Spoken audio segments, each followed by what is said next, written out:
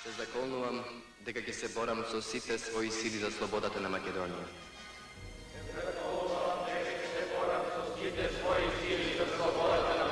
И дека ќе го дадам и својот живот ако треба во борбата за целите на организацијата.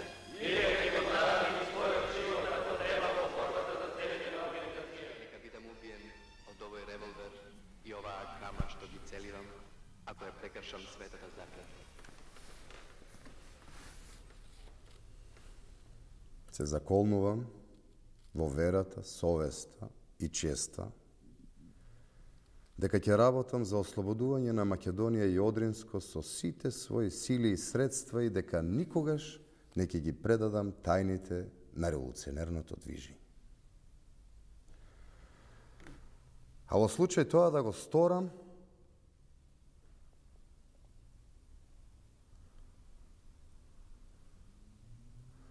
да бидам убиен со овој револвер и со оваа кама што ги целивам.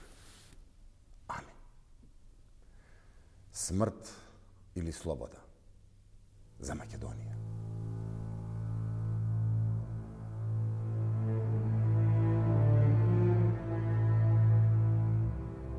Македонија кон крајот на 19. век се наоѓала под турска власт.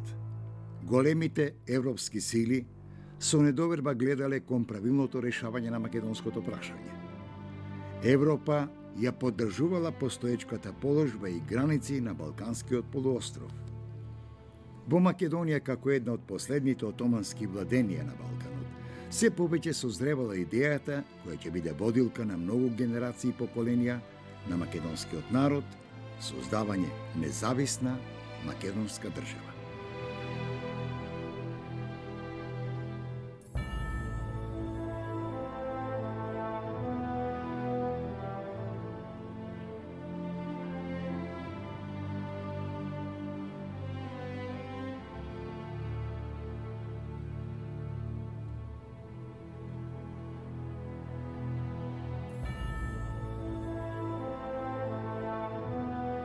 Начело на тие слободарски идеали застанало македонското учителство и младата македонска граѓанска класа, која била во зародиш. Тоа предизвикало нови форми и облици на организираност на македонското револуционарно движење, кој во последната деценија на 19. век се оформило во една организација која ќе стане знак за распознавање на македонскиот народ во семејството на европските народи.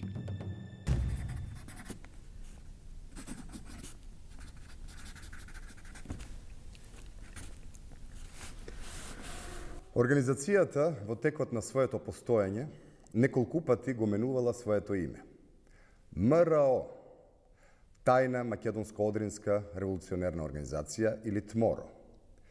Внатрешна македонско-одринска револуционерна организација или ВМОРО. И Внатрешна македонска револуционерна организација или ВМРО. Во колективната меморија на македонскиот народ, организацијата била запаметена како Внатрешна македонска револуционерна организација или ВМРО.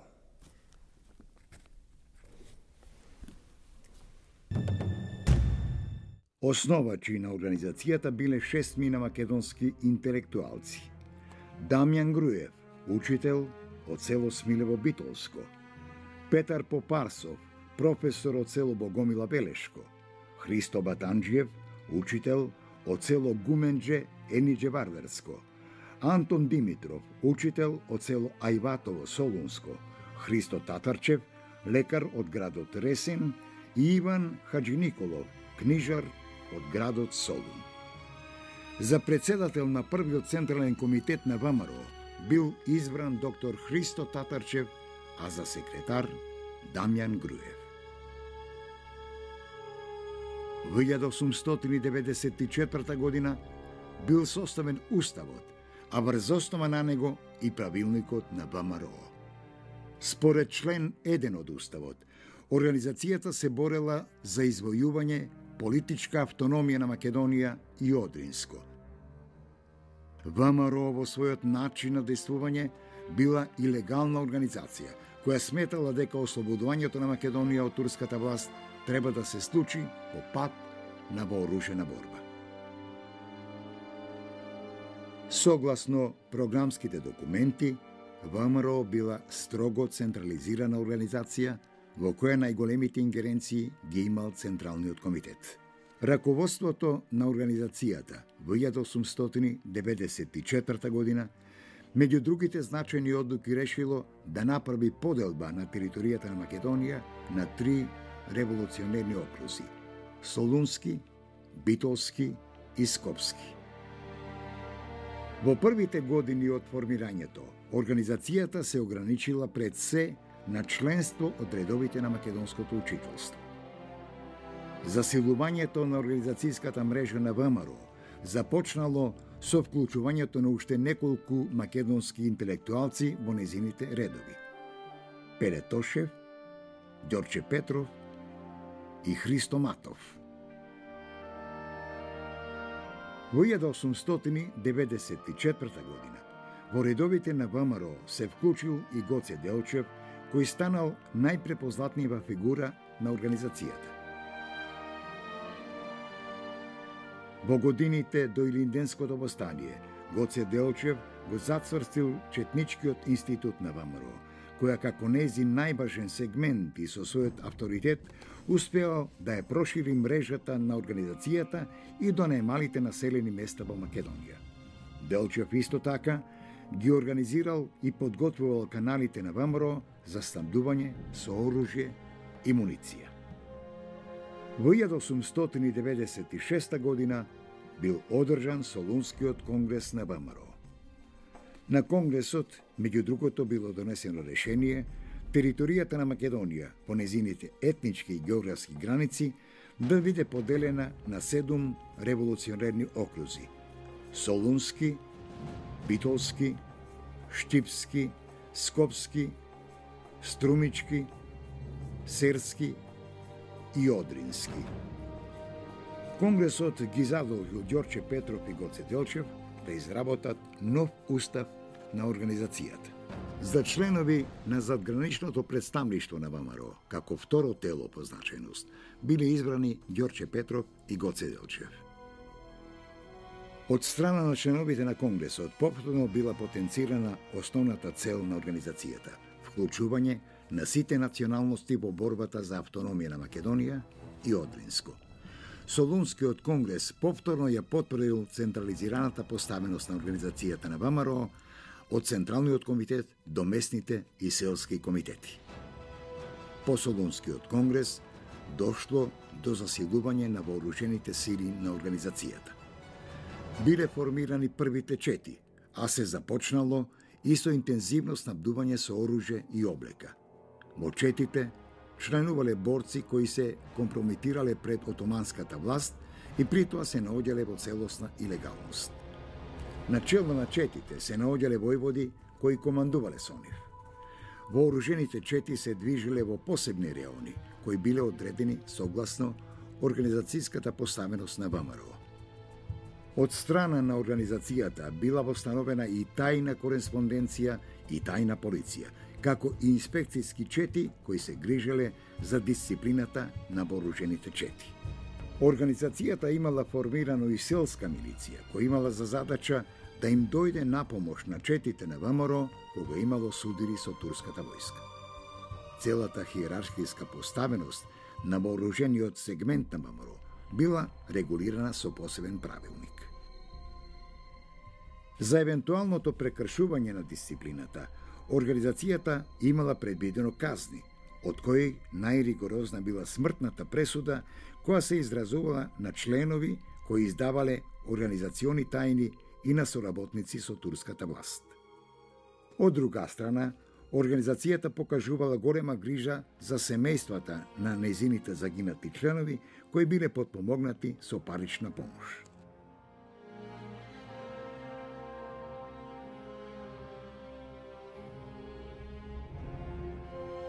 Организацијата имала повеќе извори за финансирање: членарина, доброволни прилози и финансиска помош од поимотните македонски граѓани. Најголеми финансиски средства во касата на организацијата се слеале по така нареченијата афера Мис Стон во 1901 година, кога за откупот на американската мисионерка Елен Стоун, Јане Сандански и неговите соборци успеале да издејствуваат околу 14.000 турски лири.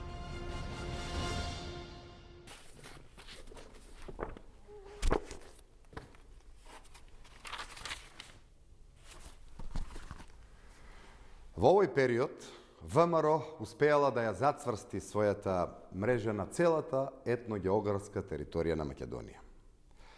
Лозунгот на Организацијата за создавање на самостојна македонска држава предизвикал во неа масовно да се зачленуваат не само македонци, туку и припадници на другите националности кои живееле на територијата на Македонија. Во ВМРО масовно се зачленувале луѓе од сите социјални слоеви: селани, трговци, занаетчи, учители и така натаму. Програмските начела за создавање на македонска држава и самостојниот карактер на организацијата биле двата темели врз кои се подпирало незиното постоење. Од друга страна пак, конспиративноста врз која се засновало ВМРО овозможило таа да се претвори во мит, а незиното име да стане надеж во душите на поробените народни маси во Македонија.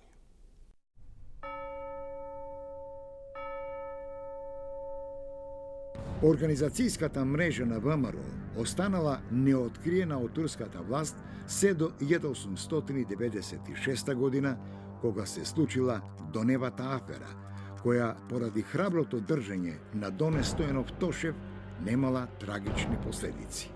Во 1897 година се случила една од поголемите афери – Виничката, кога од страна на турската власт биле затворени голем број членови на организацијата, особено од источниот дел на Македонија. Во меѓувреме, организацијата се обидувала да ја задржи својата независност и самостојност без да потпадне под влијание на некоја од балканските пропаганди. Врховниот македонски комитет од Софија, кој бил составен пред се од македонци офицери кои се здобиле со воено образование, се обидувал да се наметне пред македонскиот народ и македонската емиграција во Бугарија како конкурентска организација на ВМРО, но во тоа не успеал. ВМРО имала целосна контрола врз нејзините оклузи во Македонија. Во бескомпромисната борба за одржување на чистотата на македонското револуционерно движење и ВМРО се истакнал Серскиот револуционерен округ на чело со Јане Сандански. Од 2 до 4 јануари, стар календар, 1903 година, бил одржан конгрес на ВМРО во Солун. По настанатите провали во организацијата, во 1901 година, кога биле затворени поголемиот дел од незините раководители, на чело на Централниот комитет успеал да застане Иван Гарванов, кој бил близок до политиката на Врховниот македонски комитет по однос на македонското прашање. На конгресот отсуствувале поголемиот дел од раководните кадри на организацијата и тоа му овозможило на Гарванов да ја наметне пред делегатите одлуката за кревање повстание во Македонија во текот на 1903 година. На таквата одлука се спротивставиле повеќе дејци на организацијата, меѓу кои биле Гоце Делчев, Ѓорче Петров и Пере Тошев. На јануарското советување во Софија во 1903 година, Делчев и Петров укажувале дека одлуката за повстание не промислена и дека организацијата не била се уште подготвена за тоа. За да се разубедат раководните личности, но и пониските структури на ВМРО во неисправноста на одлуката за кревање повстание, Гоце Делчев започнал мисии во сите делови на Македонија кои биле опфатени во структурата на организацијата. За таа цел во април 1903 година во Солун се сретнал и разговарал и со Даме Груев, кој што току бил излезен од заточение. Груев не се согласувал со ставот на Делчев дека повстанието е несоодветно за општествено-политичките услови во Македонија и Балканот и цврсто се залагал за кревање повстание.